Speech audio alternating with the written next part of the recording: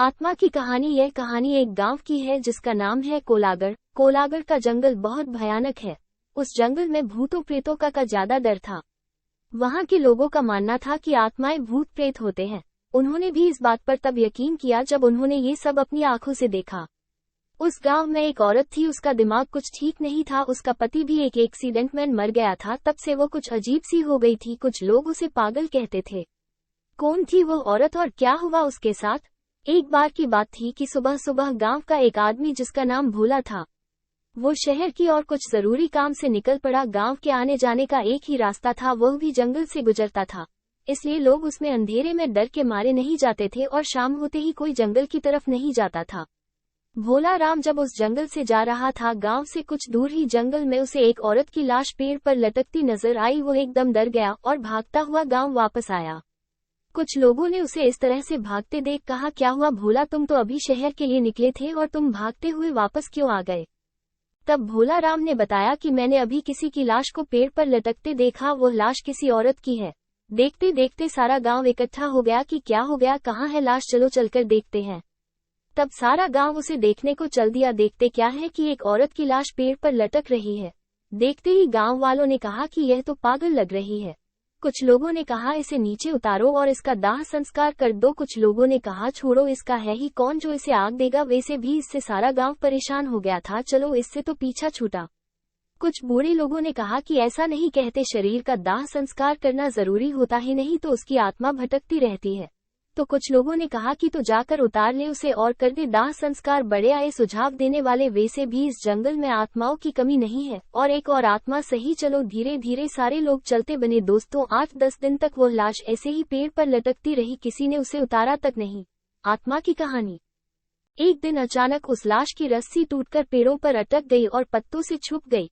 समय बीतता गया। एक दिन गांव का हरिया नाम का व्यक्ति उस रास्ते से जा रहा था कि उसे वही पागल सामने दिखाई दी। वो एकदम डर गया, उसका सारा शरीर कांपने लगा और उसके पलक झपकते ही वो गायब हो गई। हरिये ने सोचा कि मैं तो मन में ऐसे ही सोच रहा था, और वह आगे चल दिया। तभी एकदम उसकी ओर एक सांड दौड़ते हुए आया और उसे जोर से टक्कर मार के चला गया। हरिया उल्टा गिरा, उसके बहुत जोर से चोट आई। उसने जैसे ही पीछे मुड़ के देखा तो कोई नहीं। उसने जैसे ही फिर आगे को देखा तो उसके आगे एक औरत खड़ी हो गई। वो एकदम डर गया और कांपने लगा। उसकी शक्ल तो ऐसी थी कि तरफ गाल की हड्डियां और एक तरफ जला हुआ सा चेहरा, आंखें अंदर धंसी हुई, नाखून बड़े बड़े। वो उसे देखकर ऐसा डरा कि वो बेहोश होके गिर पड़ा। उसकी आंखें खुली तो वो एकदम डर गया। उसने अपने आप को घने जंगलों के बीचों बीच पाया। उसके पेट में तो पानी हो गया। चारों तरफ से आवाजें आ रही थी, कहीं पत्तों में खर खर की आवाजें तो कहीं शेर के दहाड़ने की आवाजें। वो इतना डर हुआ था कि उसे तो भागना ही नहीं आ रहा था। वो वहां से धीरे धीरे डरता हुआ जंगल में से भटकता हुआ बाहर आया। उसे जंगल से निकलते निकलते अंधेरा हो गया था। आत्मा की कहानी। वो अब और डर रहा था कि पहले तो एक भूत था, पर अब ना जाने कितने से पला पड़ेगा। पता नहीं आज मैं यहाँ से जिंदा निकलूंगा कि नहीं। उसके मन में अजीब अजीब से ख्याल आ रहे थे। वो भागता ही चला जा रहा था। भागते भागते वो जाने कैसे उस जंगल से बाहर निकल के आया। उसे इस हालत में देख कुछ लोगों ने उससे पूछा कि इतनी रात को कहाँ से आ रहे हो, तुम्हें डर नहीं लगता क्या?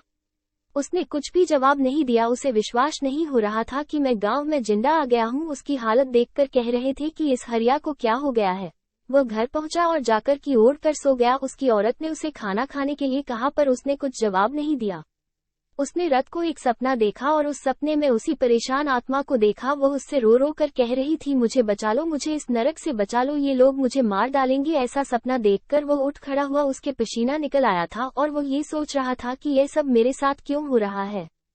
सुबह हो गई लेकिन हरिया नहीं जगा। तब उसकी पत्नी ने उसे जगाने के हाथ लगाया तो उसे उसके चेहरे में उसी का चेहरा दिखा। वो चिल्ला पड़ा। तब उसकी ने कहा, क्या हुआ, तुम शाम से कुछ अजीब से डरे हुए लग रहे हो, न शाम को खाना खाया, तुम्हें आखिर हुआ क्या है, मुझे बताओ। तब उसने सारी बात बताई। तब वो जाकर समझी कि आप तभी परेशान हो। धीरे धीरे यह बात सारी गांव में फैल गई कि वह पागल औरत भूत बन गई है। तभी कुछ लोगों ने बताया कि रात को यही आवाज कुछ लोगों ने सुनी जो जंगल से आ रही थी कि मुझे बचाओ, मुझे इस नरक से निकालो। अब तो सारे लोग परेशान थे कि शहर का जाने का रास्ता भी बंद हो गया, अब हम लोग क्या करें। तब कुछ लोगों ने कहा कि हम लोगों को किसी महान आदमी की सलाह लेनी होगी कि यह सब मांजरा क्या है। तब किसी एक आदमी ने कहा कि पास के गांव में भगत जी रहते हैं, वो आत्माओं के बारे में बहुत कुछ जानते हैं। जब सुखिया के लड़के को एक आत्मा ने पकड़ लिया था तब उन्हीं ने उस आत्मा से उसे छुड़ाया था। किसको बुलाया गांव वालों ने? तब कुछ लोगों ने कहा यही ठीक रहेगा। सब लोगों ने उस भगत जी को गांव में बुलाया और उन्हें सारी घटना बता दी। भगत जी ने कहा कि तुमने उसके शरीर को न जलाकर बहुत बड़ी गलती कर दी, चाहे वो कैसी भी थी। इतना बड़ा जंगल हो के भी तुम लोगों से 4 लकड़ियों का बंदोबस्त नहीं हो पाया था। इंसान कैसा भी हो, जब वो मर जाता है तो उसका दुश्मन भी उसकी अर्थी को कंधा देने को आ ही जाता है, पर तुमने तो सारी सीमाएं तोड़ दी। चलो अब जो भी हो गया है उससे निपटने के लिए अब तैयारी करो। तब भगत जी ने हवन किया और अपना ध्यान लगा के देखा तो उसे वह आत्मा बंधी हुई नजर आई। तब पंडित जी ने उसे पूछा कि तुम्हें यहाँ किसने बांध रखा है? तब उसने कहा कि मुझे एक दरिंदे ने बांध रखा है। पहले उसने मुझे मार के पेड़ पर लटका दिया था, फिर गांव वालों ने मेरे शरीर का अंतिम संस्कार भी नहीं किया। मेरे शरीर को उसने कहीं छुपा के रख दिया है। इसने मेरी आत्मा को कैद कर लिया है। जब तक मुझे मुक्ति नहीं मिलेगी इससे, जब तक मेरे शरीर का अंतिम संस्कार नहीं हो जाता। मैंने हरिया को भी यह बात बतानी चाहिए। जब तक मैं उसे कुछ बताती, पर उससे पहले उस वसी दरिंदे ने उसे चोट पहुंचाकर बेहोश कर दिया था। तब मैंने उसे उससे बचा लिया था। आत्मा की कहानी।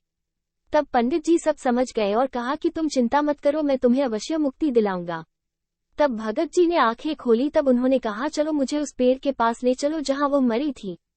पंडित जी ने कहा कि जिस तरीके से अंतिम संस्कार करते हैं वो सारा सामान ले चलो। तब गांव वाले सारा सामान लेकर चल दिए। पंडित जी आगे आगे और गांव वाले पीछे पीछे। उन्होंने देखा कि वो पेड़ तो बहुत बड़ा हो गया है, वो बहुत घना हो गया है और लाश का कुछ भी अता पता नहीं है, नहीं उसकी हड्डियों का। तब पंडित जी ने कहा कि सारे लोग ऊपर चढ़ के ढूंढो, हमें ये काम शाम होने से पहले करना है।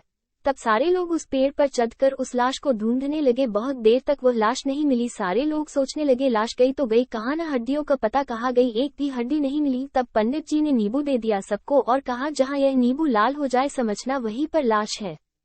असली कारण क्या था? 2-3 मिनट बाद एक आदमी ने कहा ये रही लाश, ये तो हड्डियों का ढांचा है। उसका इतना कहते ही सारे लोग चीखने लगे भूत भूत। उनके सामने एक भयानक आदमी खड़ा है, उसके ये बड़े बड़े दांत, आंखें लाल लाल, मुंह भेड़िए जैसा, ये बड़े नाखून। लोग डर के मारे ऊपर से कूद गए। एक को तो उस भेड़िए ने ऐसा पकड़ के फेंका कि वह सीधा नीचे आके गिरा। हा हा हा हा चिल्लाने लगा, कोई नहीं ले जाएगा इसे, यह मेरी है, इसे मैंने वर्षों से सजा के रखा है। उसने गुस्से में सारा पैर झकझोर दिया। ऐसा होते देख पंडित जी ने मंत्र पढ़ना शुरू किया। पंडित जी को मंत्र पढ़ते देख उसने उन पर हमला बोल दिया। पंडित जी को उठाकर फेंक दिया, पर पंडित जी के मंत्र बंद नहीं हुए। उन्होंने जो मंत्र पढ़ पढ़ के उसके ऊपर मिट्टी फेंकी, उसके शरीर पर जहां जहां मिट्टी पड़ी उसका शरीर वहीं से गलता जा रहा था। उसका एक हाथ टूटकर गिरा, वो पंडित जी के ऊपर ऐसा झपटा, पंडित जी उस जगह से हट गए और वह नीचे जा गिरा। पंडित जी ने फिर मंत्र पढ़ के उसके शरीर पर मारा, वो वही ढेर हो गया।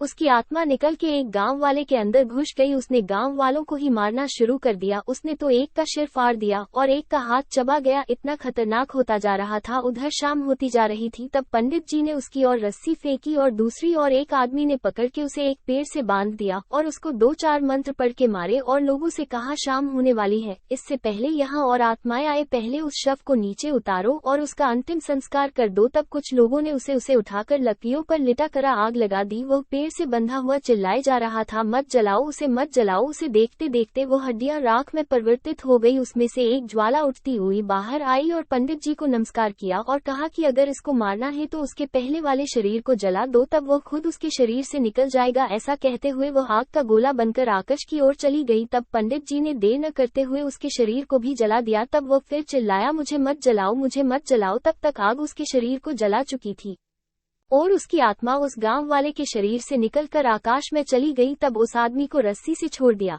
आत्मा की कहानी। तब उसका शरीर होश में आया।